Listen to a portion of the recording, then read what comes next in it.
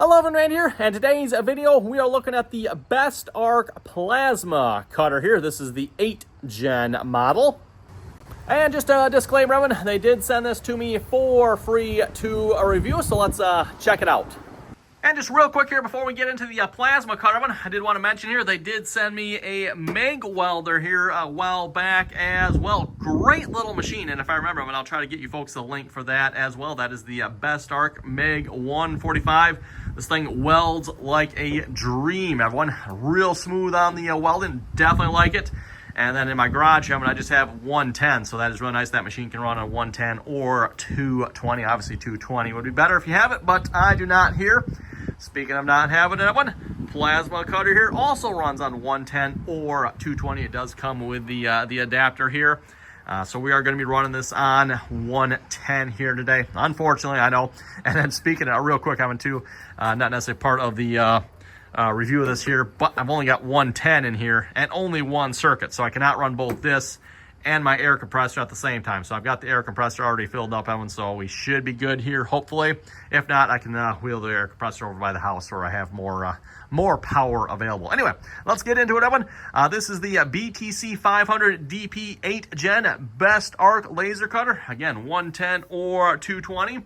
And then if you want to look at what's all included here, you can just pause it right here, but I'll just get a shot of the accessories included on the box there. And then we'll go through these accessories here a minute as well. Okay, with all the accessories out of the box here, comes with a hose. I'm not entirely sure what the hose is for, to be honest, that one.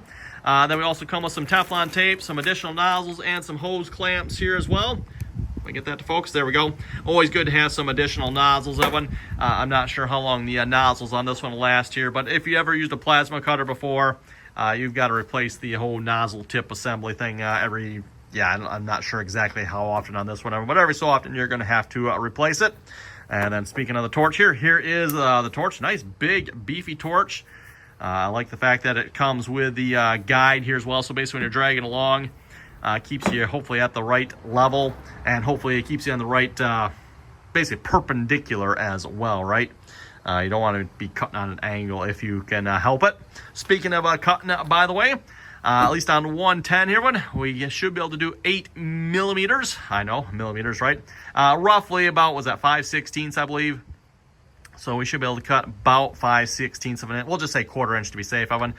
We should be able to cut about a 1/4 inch thick here on 110. If you have 220 available, you should be able to cut up to a 1/2 inch thick, and that is what they claim clean cut. It will cut thicker, just probably won't be real clean on that cut. So anyway, speaking of that as well, you also have a grounding clamp here, and then instructions. Yeah, just don't be caught reading those, Evan. That would be bad, right? Don't look at those. So anyway, let's get our grounding clamp hooked up and our nozzle hooked up here as well. I don't think we need anything in that bag. It does come with let's actually, speaking of which, let's just look at the back of the machine here. Comes with a connection for air already. And then, yeah, not much else on the back, just a on-off switch there. And then I believe is that an air regulator or a dryer? Well, actually, you know what? This would answer my question right here. Regulator on top, Evan. So regular, then integrated dryer as well, I'm sure. One of the things with plasma cutter, you do want to make sure you have dry air. And I actually don't have one on that particular air compressor. I do have my dryer here. I just don't have it hooked up. Well, hopefully that one will be sufficient. So we'll give that a try. Like I said, let's go ahead and get this hooked up here a minute, and then we'll get it fired up.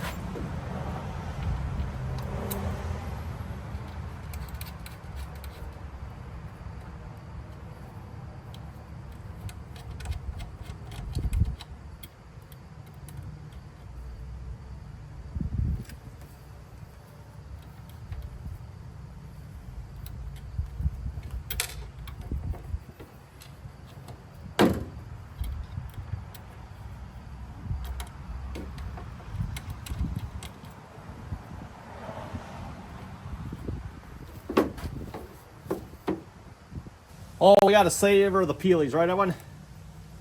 Probably actually not going to be much of a peely on this one. It's kind of coming off already, but...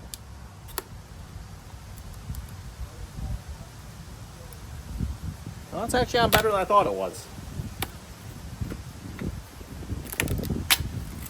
Okay, we got everything hooked up here. Relatively easy to hook up. I will have to say, I don't know if I've seen this type of connection before on a plasma cutter. I do own a plasma cutter here already, and if I remember correctly, I think it just has a connection like this for the positive as well. But I guess this way you can't mix up your positive. At least I'm assuming this is positive, right? And then your ground connection there.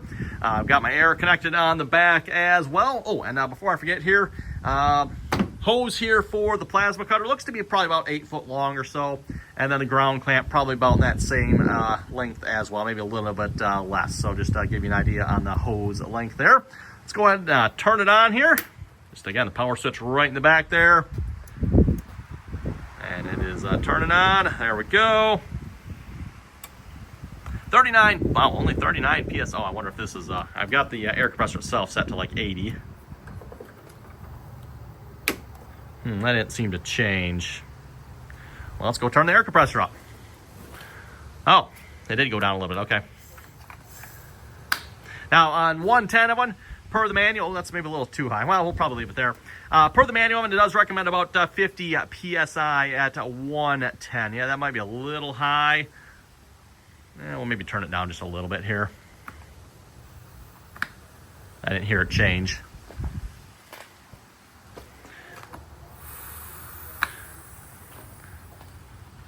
$49. Hey, there we go. I think we'll take that 15 amp. Might have to check here and see once. Oh yeah, that went down a little bit. See once what it recommends here. I've got a piece of steel. I think is what maybe a healthy 1/8 of an inch thick. I figure we'll try cutting with this. Again, only on 110 of one, so I don't expect a whole lot out of a 110. Even the fact that it says it can cut like 5/16 at 110, I was like, wow, that's I was kind of surprised by that, to be honest. I wasn't so. Well, when the manual really didn't specify, like if I'm going to cut, let's say, 1/8 of an inch thick material, what I should have for settings here. I was kind of looking like, okay, should I do like what PSI and what amperage here? Don't really say. So I just went 26 amps. It will go up to 35 here. That's the max on 110, I think.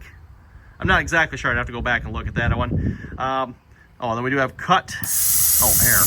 Okay. I'm not sure what the point of that is. PT. Might have to read that some more, but I'm not sure what that does here either. I know the 2T versus 4T here, that affects your trigger. So basically, if you pull the trigger of one, on 2T, it's pull and release. So when you pull it, it starts. When you release, it stops. On 4T, you pull it, it will start. You release, it does nothing. Next time you pull it, it will shut off. And then when you release, it does nothing again as well, if that makes sense. So we're just going to leave it in 2T. We're going to leave it probably in cut mode. And then I see when I switch to air here, I have one. So yeah, so we want the air. Let me just shut that off so hopefully folks can hear just fine. We want that air to be like in the green. So at the moment, according to this red, we are too high. And then of course the red down here would be too low. We don't want that. So let's give it a try here. I've got my helmet on and let's see what we can cut. Okay, remember everyone, don't look at the pretty blue light.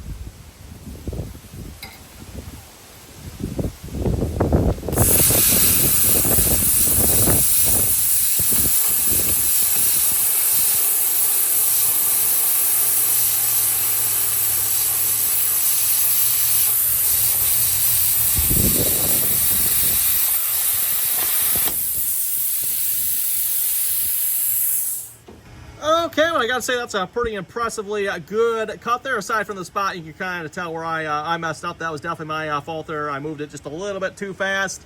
But that is pretty much like cutting butter with a knife there when it comes to this plasma cutter. You know, again, we're not the thickest here. This is, like I said, probably a good 1/8 of an inch thick here. So, and I don't know if you can hear it, but the plasma cutter's cooling fan is running behind us here. So if you hear that running, that is what that is.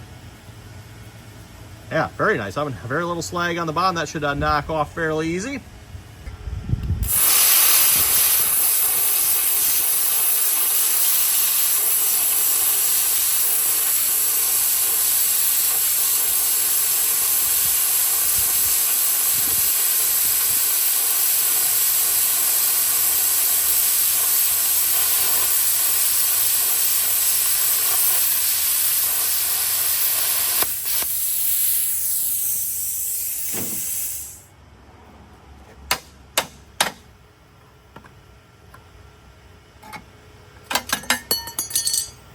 Well, I mean, very impressive for the little machine here.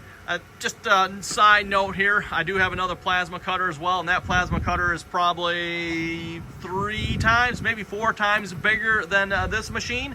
Now, I think it can technically cut a little bit thicker too. I think that one is rated for up to maybe like 3/4 or something. This one, like I said, about up to half on the 220.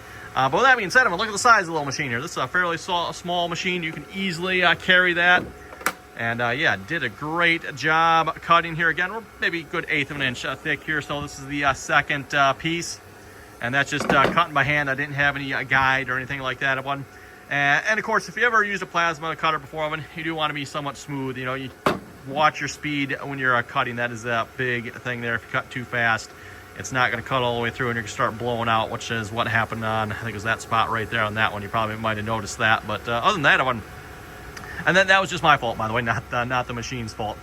So yeah, worked really well. And I think with that, we're going to wrap this video up here. You folks have any comments or questions on this, be sure to leave them down below. I'll have a link for this down below as well if you want to check it out. And then I'll try to remember to put a link for the welder as well. Very impressed with the welder as well. So that is the BestArc MIG welder. And then we have the BestArc plasma cutter here. And this exact model is the BTC 500 DP. I don't know where on it says like it's a Gen 8, but the box does say, or 8 Gen, I guess I should say. 8 Gen is what it says. I believe that's a 9 Gen, I think, if I remember correctly on the MIG. So anyway, again, I want to thanks for, oh, right there. That's where it says. 8 Gen right there. Okay. And this one, oh, yeah, 9 Gen. Yeah, that's what I thought. 9 Gen on that one. So anyway, again, thanks for watching. You folks have any comments or questions, be sure to leave them down below. And until next time.